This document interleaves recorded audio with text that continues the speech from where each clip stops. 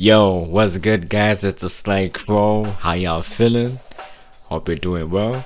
So we had some interesting news come out this week where Blizzard Entertainment revealed their financial report, or their financial earnings in the last quarter of 2021.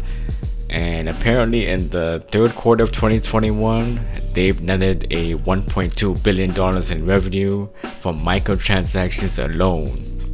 And that's a big deal, bro, considering that, these guys were the pioneers of microtransactions before EA Ultimate Team, or before FIFA Ultimate Team, before EA and their fishy practices, before 2K.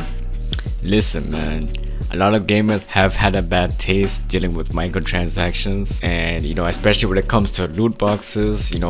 I feel like FIFA My Ultimate Team inspired Blizzard in a way, where when they released Overwatch, and the fact that you had to buy loot boxes in order to gamble your way in getting that Gucci skin, or that beautiful skin on your character.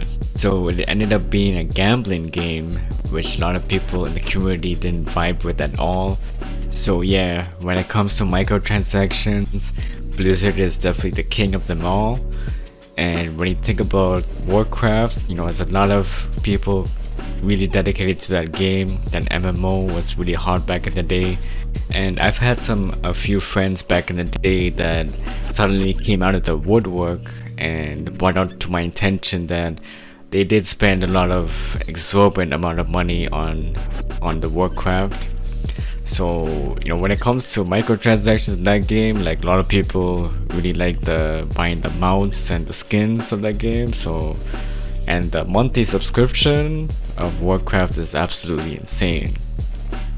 Now let's take a look into many of Blizzard's franchises. So they got Overwatch, Heroes of the Storm, Warcraft, and they recently came out with the Warcraft Classic rebranding.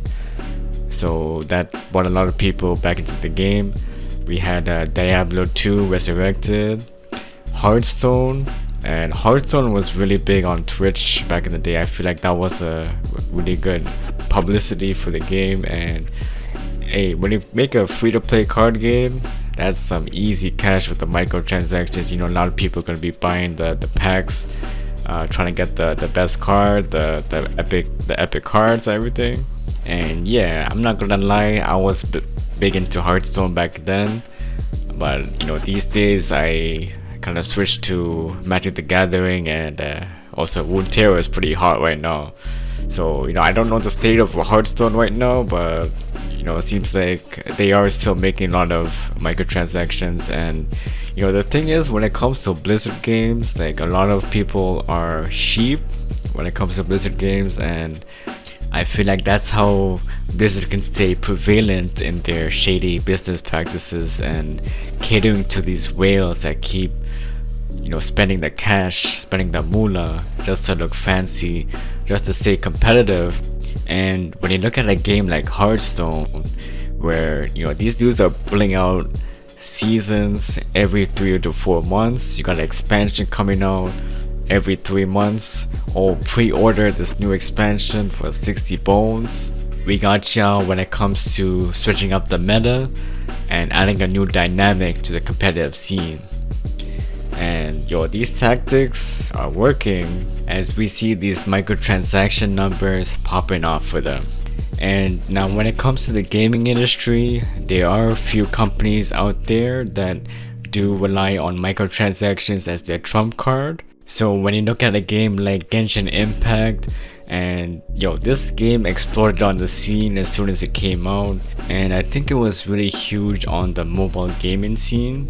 The fact that you had a console quality like game on the mobile, it really pushed the mobile gaming landscape. And it's just no wonder how this gacha game became so popular when you look at the level of graphics and the combat that each and every class and character can do in this world.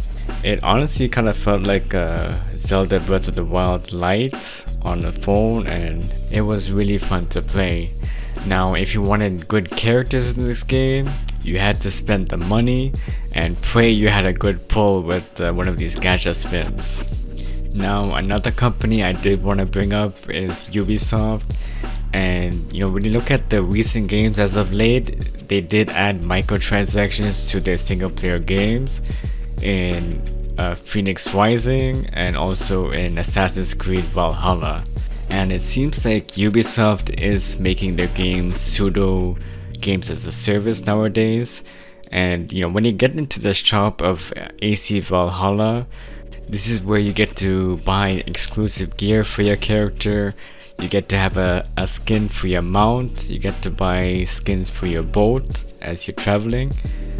And you get to also buy an XP booster in the game.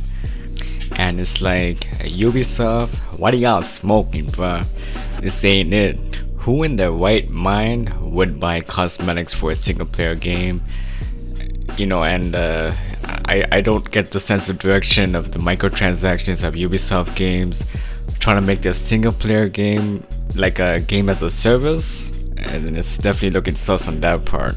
So yeah, sadly microtransactions is still relevant in the gaming industry. As you can tell from the Blizzard report, 1.2 billion in just 3 months. That is absolutely crazy. And we still have games like Genshin Impact do really well. So yo, what do y'all think about the microtransactions in the gaming industry? Leave a comment down below. Let me know what y'all think. And this is your boy Theslykrow signing off. Appreciate you guys tuning in, and I'll catch you guys at the next one. Peace.